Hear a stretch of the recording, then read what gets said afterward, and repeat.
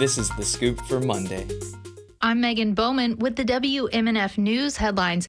Prisons in the state are in dire need of urgent repairs, a report from a global consulting firm found. The Florida Policy Institute analyzed the findings and is encouraging state lawmakers to do something about it quickly. Senior policy analyst Tashana Joseph-Mark says instead of optimal repairs, the state has been giving correction facilities Band-Aid repairs during the past few years. So we're saying, hey, not only us who are saying, not the study that was commissioned is saying it is bad. And if lawmakers do not prioritize this and kind of like take the department off from this cycle, it's going to get worse. Joseph-Mark says that's especially the case because the incarcerated population is expected to go up by 10% in the next 4 years. If the legislature does not take action now, it's just going to get worse. The Policy Institute is recommending the state take $2.2 billion out of the state's nearly $9 billion in general revenue reserves. And Joseph-Mark says if lawmakers aren't willing to do that, they also have alternative federal funding sources from the Inflation Reduction Act.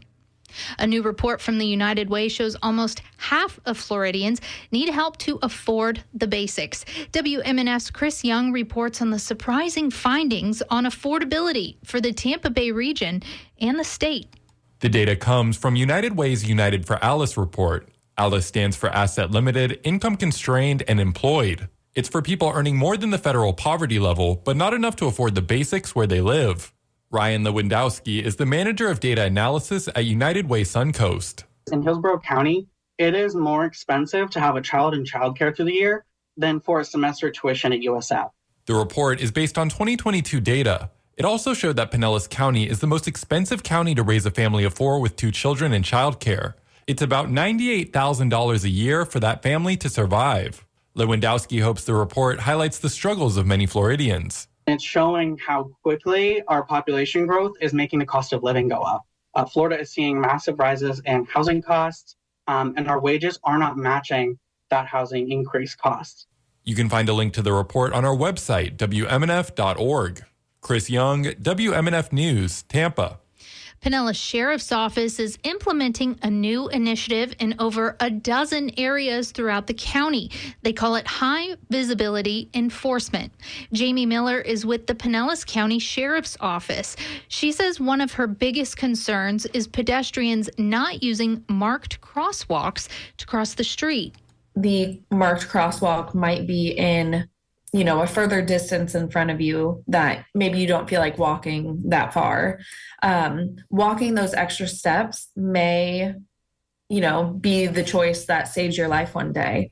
Miller says the goal of the program is to help provide pedestrian and bicyclist safety education. She says the program aims to educate people about why these laws exist, make the community safer, and help reduce fatal accidents involving pedestrians and bicyclists. To learn more about high visibility enforcement, visit WMNF.org.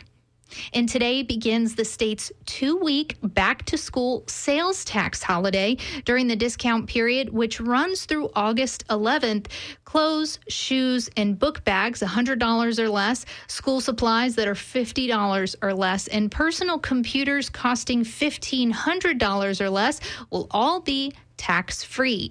The back-to-school holiday is projected to save shoppers nearly $100 million. A similar holiday on disaster preparedness supplies lasting 14 days will begin August 24th.